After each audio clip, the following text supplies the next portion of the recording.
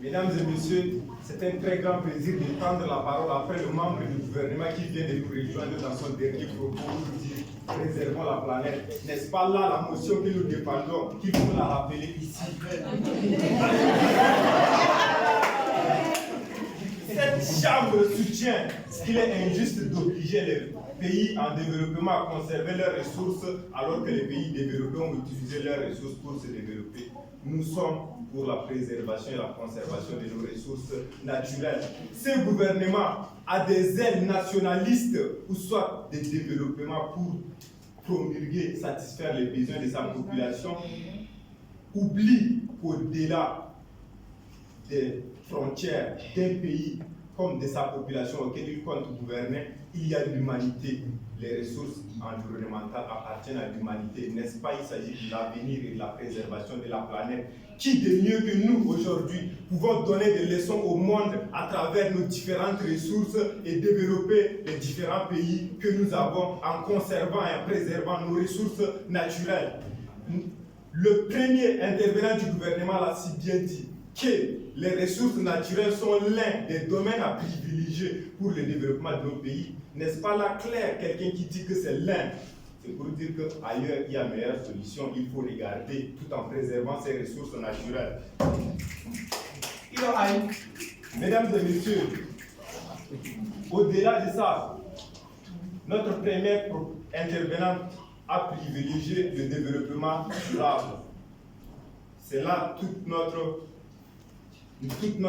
argumentation du fait que nous sommes pour satisfaire les besoins fondamentaux de cette population auquel nous représentons valablement, puisque ce gouvernement s'entête à détruire les ressources et qui dit que, en évoquant l'aspect des populations autochtones, 1,5 million, si ce chiffre évoqué est vrai, mais pourtant, c'est ce même gouvernement qui vient dire que nous allons détruire des ressources naturelles pour pouvoir se développer.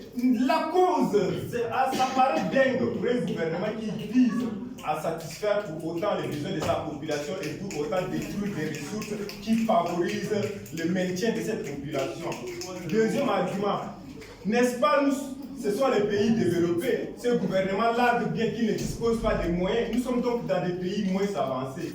Qui dit pays moins avancé dit moins de ressources.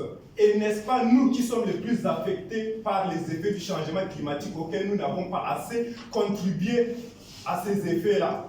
Et nous qui subissons déjà ces conséquences et que nous n'avons pas contribué en détruisant ces ressources naturelles pour encore se développer, qui va subir les plus lourdes conséquences et sans moyen d'y pouvoir répondre et y faire face aux conséquences? 10-0.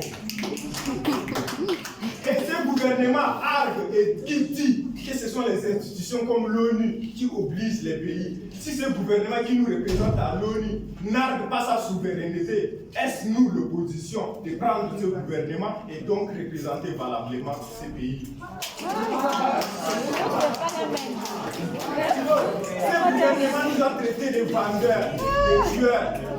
Si nous sommes coupables de vendeurs et de tueurs, nous sommes coupables de la préservation des ressources naturelles. Nous sommes coupables de préserver nos ressources et en même temps privilégier d'autres alternatives à partir du développement durable, à partir de l'économie verte. À partir de l'économie verte. Madame, je sais que vous agitez, je vous reviens.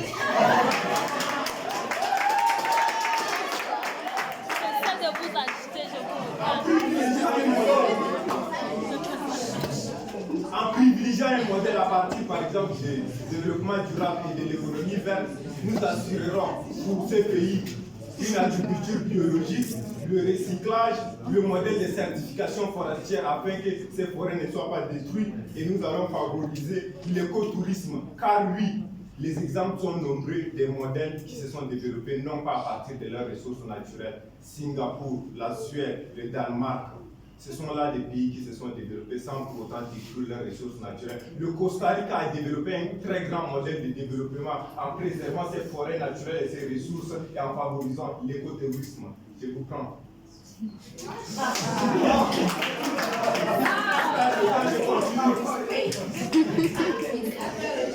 Trop de charisme.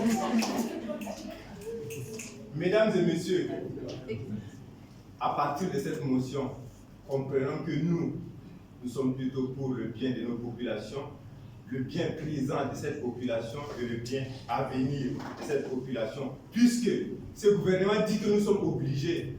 Non, en aidant les autres, en aidant la planète, c'est notre avenir que nous nous aidons nous-mêmes. Elle l'a dit à travers la citation de Jacques Chirac.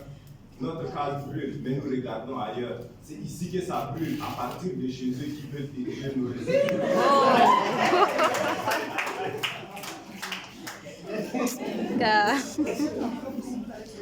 Ainsi fait, ce gouvernement, à travers sa motion et la position qu'il défend, est venu nous